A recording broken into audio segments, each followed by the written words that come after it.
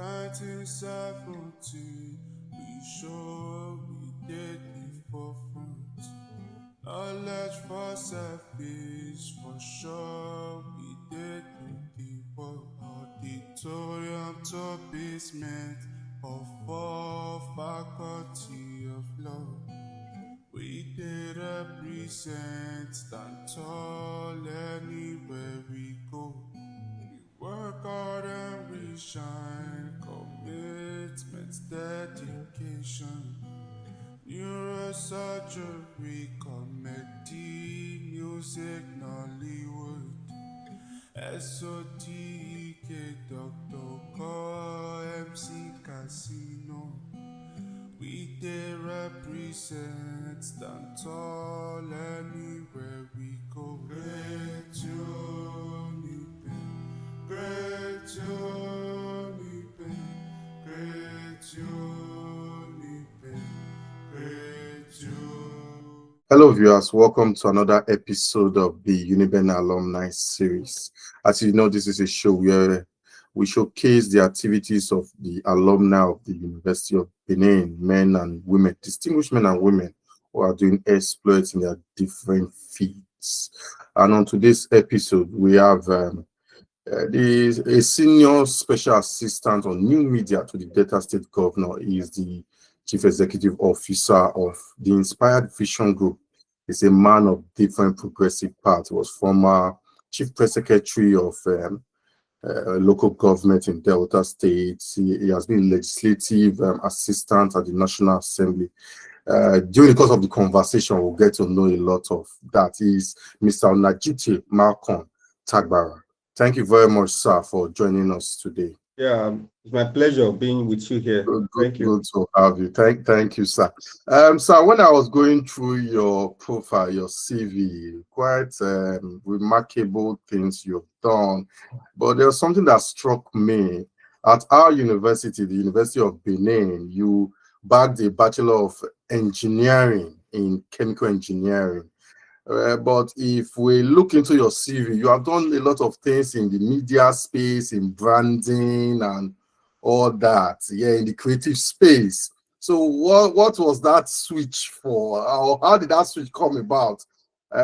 What influenced your choice of going into the media space, having bagged a Bachelor of Engineering degree from our university? Well, I would say, yes, I would say while we were in secondary school back then, in primary school, I got the first position for drawing competition. You know, we call it drawing then, not fine art. Yeah. So that we were, Ukwe and Sapli local government were together. So in primary six, I was in first position for Ukwe local government area in drawing. So I knew I had that passion for the art. But because of peer pressure, while I was in secondary school at Okotebo Grammar School, everybody wants to become an engineer. Or a So doctor. that was how I put JAM in my JAM and I got admitted in 96. So that was how so when I left UNIBEN, I went back again to the art. Okay. Because I just have that natural affinity to the arts. Okay. So I even went to University of Abuja to study public admin again. It's quite interesting, and we must commend your honesty, because you just said it was peer pressure that made you study engineering. Yes. And thankfully you are doing what you like today, and you are doing exploits. And do you regret studying engineering? No, for once, no. Okay. Do you intend to put it into practice? Someday. Okay, not now. Okay. Let's talk about your time at the University of Benin. How was it like? You just mentioned that you came into the institution in the mid-90s, 1996 precisely. How was the institution like? How was UNIBEN like for you? Compared to what we see now, whenever I go to the school, it is quite different. Because while then I got admitted at a time when we have they burnt the exams and records department. back then, and they closed the school for 1 year before we got Oh, admitted. So during my time there, it was quite adventurous. It was quite adventurous because I was into so many things. I joined a group called the PK Brain. I don't know if you heard of PK Brain back then in UNIBEN. We have PK Brain, we have ISEC, then we have SCOMIT. Skomit. Yeah, I know of Isaac and Skomit. Yeah. Yes, there's PK Brain. So I was a member of PK Brain. Then Okay. before I started my politics in the school at the SUG level, then Okay. I was part of welfare committee at different times. Then we were staying at a hall 3. They gave us a full block, a full room, not the full block, but the first floor. That Okay. was where For we were staying. SUG, yes, SUG president and every other officers. Okay. So it was quite adventurous, and I was also involved in football. I played for the Faculty of Engineering. Back in the days, if you say UNIBEN Engineering number 9, they will just tell you it is Malcolm, Yeah. because I played number 9 for the school team. I'm the goal No. scorer for the engineering team. Engineering faculty team. Oh, okay. That's interesting. But it appears you had quite fond memories of the institution, activities that you can go ahead and let us know the activities that you still look back to and you smile and said, "Oh, I had a great time outside the academics," but this time maybe the social life. Or for those who were quite religious, they have things to say that, oh, the religious life was there. For those, the social life that were able to balance all this, they actually had a nice time at the institution. How was it for you? Yeah, I was just gravitating between football and the social part, which is the football, and my participation in the PK Brain, where we invited a lot of uh, movie superstars back then, Okay. music stars back then, the likes of Ali Baba, Ramsey Noah. There was a time we shot a movie. The Ramsey Noah was the lead actor. I was Really? part of that movie. The Okay. title of that movie was Live by the Gun. And Okay. you just imagine, as an engineering student, I was involved in so many things back then. I was playing football. We won the football tournament BC in Cup. school back then. University, yes, VC Cup. I Yeah. was part of that team before I became part of the school team, the UNIBEN Lions. We still have a WhatsApp group where the ex-Lions will meet up to date. Whoa, that's actually commendable. And okay, that's good. And I would just hope people try to reach out to the current players. It's just a way to inspire them and tell them your own story.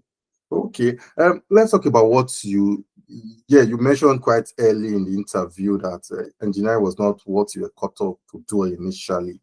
But I know the institution, I've had a lot of guests on this show, and they've come here to talk about what UNIBEN taught them outside the academics, what the soft power UNIBEN gave to them. For you, what is that attribute you took from the institution that you utilize today, and you look back and said, I learned this from the University of Benin? Two things: the spirit of resilience and excellence. When you drive into the school, there is this structure Yes. that is erect. Then Yeah. it goes, and then they'll tell you that when you enter UNIBEN will burn you. It will not break you, but it will burn you. So that is the spirit of resilience. Then while in the school, I imbibed the spirit of excellence. And that is one of the things these are the two things that are driving me every day. And I keep thanking God that I went to that great institution. That's good to hear. Let's talk about your current field. You are the special senior special assistant to the Delta State Governor on New Media. And then there's been a conversation surrounding social media, which is part of the new media. The Nigerian government at the national level have been talking about regulation, regulating the use of social media. But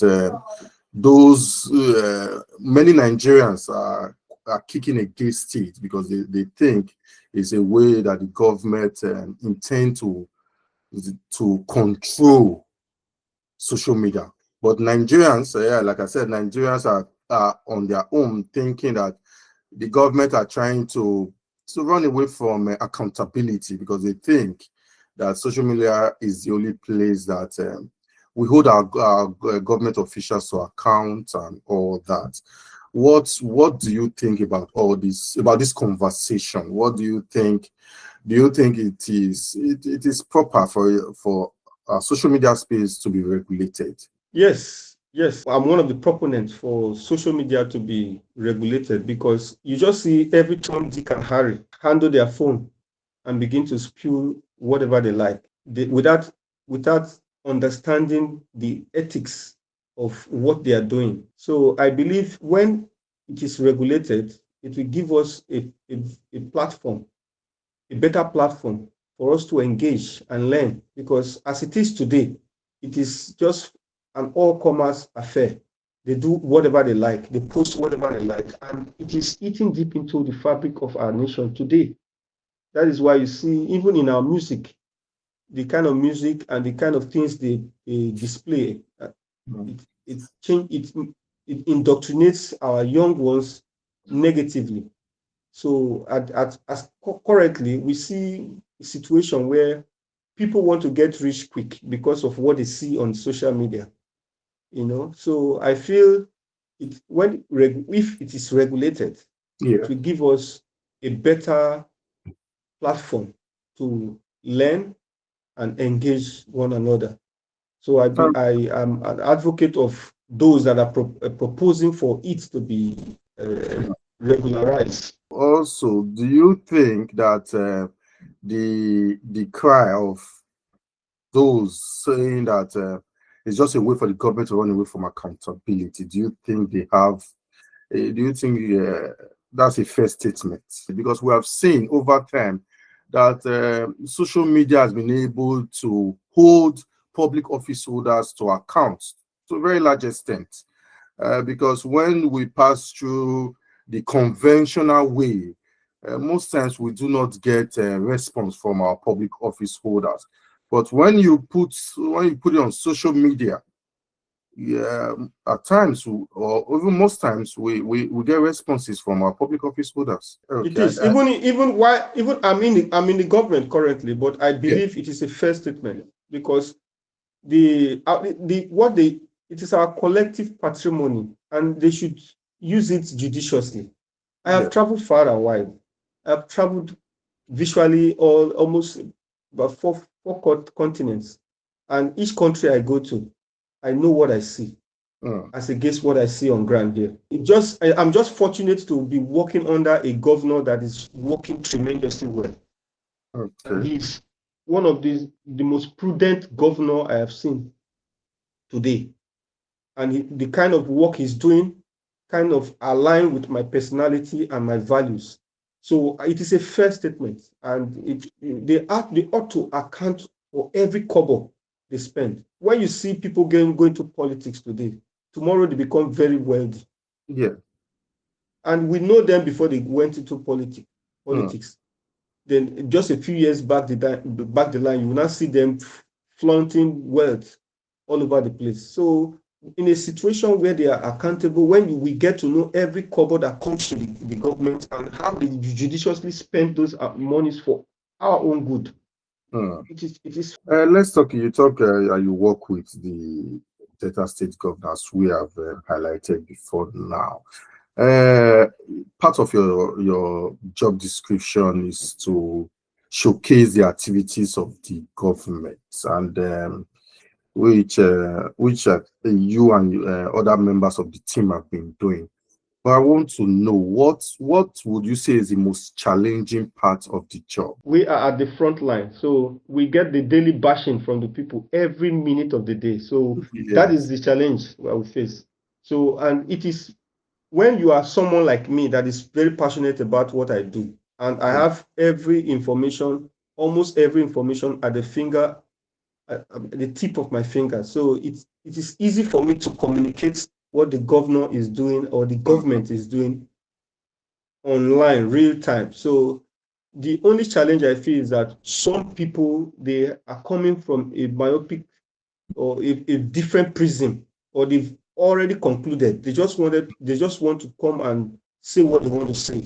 No matter what you say to them, they'll still be there, hardliners. They'll just be there trying to discredit everything you say.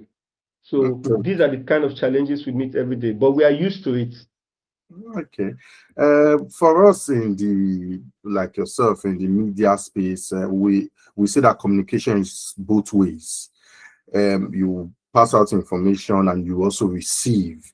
I want to ask how when you get either suggestions or the bashing you said in quotes from Deltans in particular this time around, maybe complaining about a particular project or policies of government, how do you report it? Do you report it back to the governor?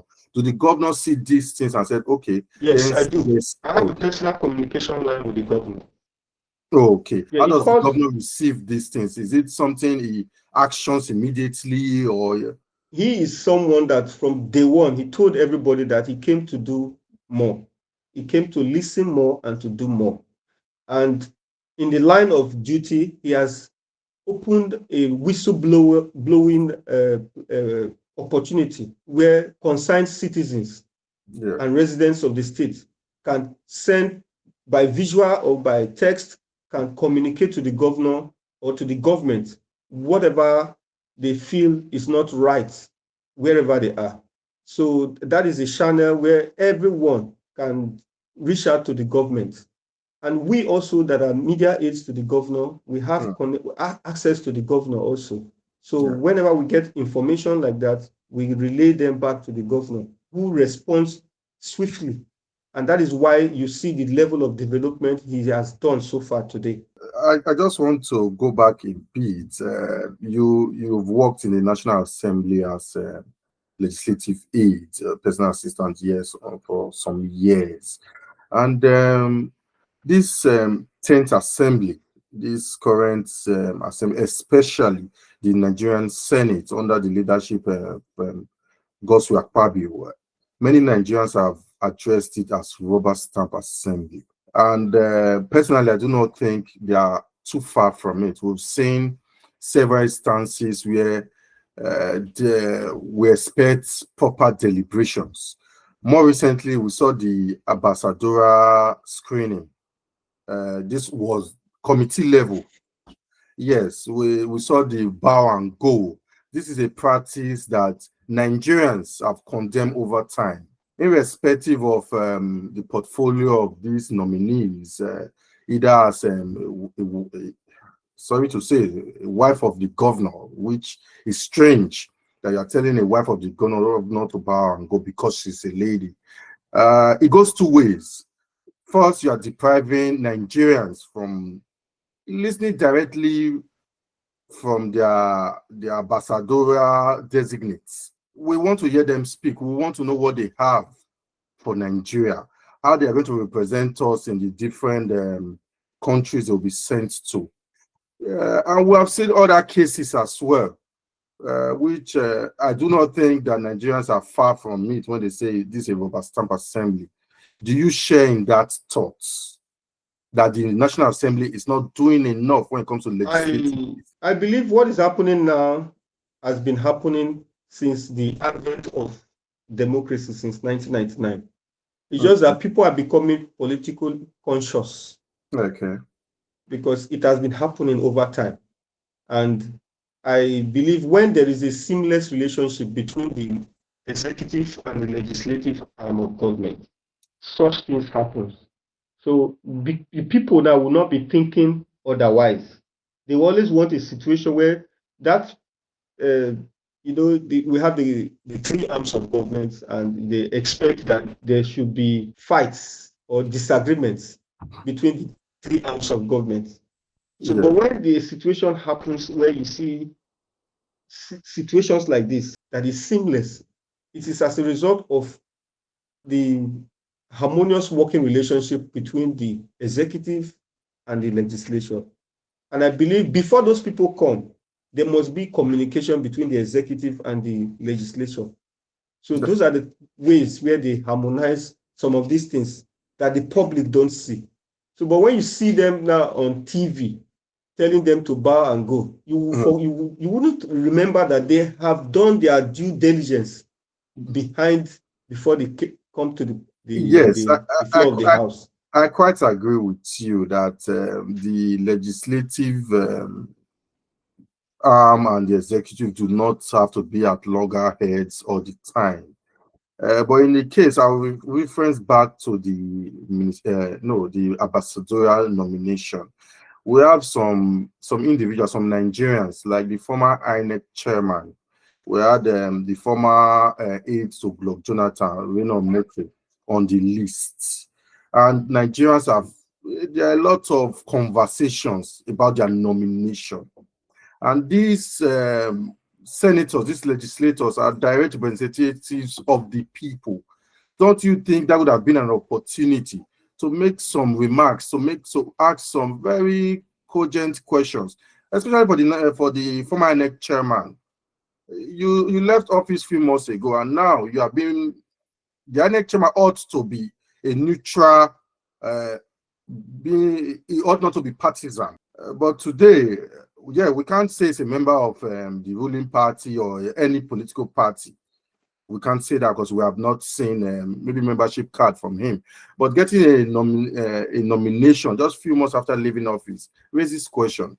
Optics is part of politics. I think you will agree with me on that. What people see and perceive is part of politics. So is it that they don't care about what Nigerians think or perceive? They care. They care. You remember that as I'm talking to you now, if you in your organization, if you want to hire somebody in your organization, I believe you always go for the best amongst the people that are available. Yes. So that is what I think the president is doing also. These people you've just mentioned, these two people amongst the rest, the former INEC chairman and Reno Okri, if you cannot take it away from the fact that these people are cerebral, these people they are good at what they do, and they are intelligent and they are capable. So I believe also that the president who sees everybody and knows what he wants will definitely go for those people that he believes will deliver the dividends of democracy through his renewed hope agenda. So in my own opinion, I believe he picked these people because he believes they are capable of whatever designation to them as ambassadors. Lastly, most people refer to you as Mr. Nigeria because of your passion and your enthusiasm for a better Nigeria, and you believe in the Nigerian dream. That leads me to my very last question: the Nigerian dream. Do we have a Nigerian dream that Nigerians look forward to and said, "Oh, this is what we want to be. This is where we are heading"? And is this dream shared by Nigerians, or just a few Nigerians that share this dream? Yes, I believe we have a Nigerian dream, the unity, peace, well-being, and prosperity of Nigerians. And this is what Nigerians display wherever they go.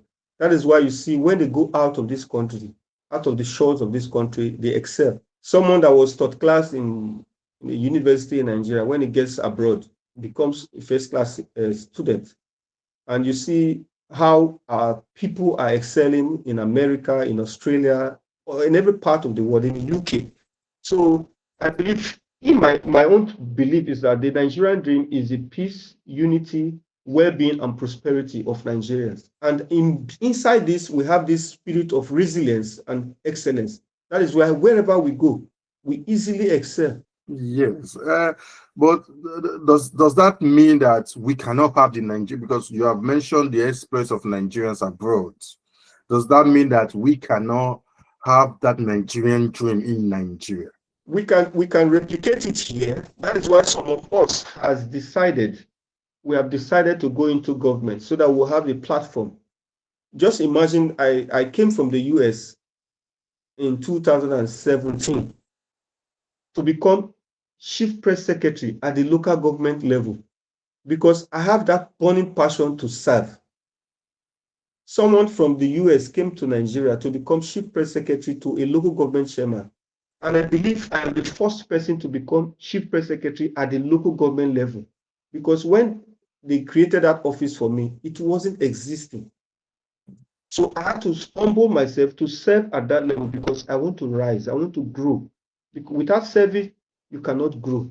So the former governor, Senator Dr. Ifeanyi Okowa, saw how good I was. He now picked me to become a special assistant. So after working with him, the current governor saw my capacity and decided to appoint me as senior special assistant. So I'm on my way up. So I believe if we come into government, if we come into the governance space, we can contribute our little quarter towards the growth and development of the society. Okay, I think if you look behind me now, you see there's an award I got from the University of Benin on 2 different occasions. There's one up there. Congratulations. Thank you. So it's as a result of what I put in. It's as a result of what I put in. What they saw what I'm doing, and they decide to encourage me by giving me an award to do more. Yes, as we say in UNIBEN, the reward for hard work is more work. Congratulations. More work. Congratulations. Thank you very much. It has been wonderful having you on the program. Thank you. I've been speaking to Mr. Onajite Malcolm Tagbarha. He is a senior special assistant on new media to Delta State Governor. Continue to subscribe to our channel, bringing more exclusive interviews of UNIBEN alumni. Bye. 1970, we sure we did the forefront. Knowledge for selfish, for sure we did the work. Auditorium to basement of all faculty of law.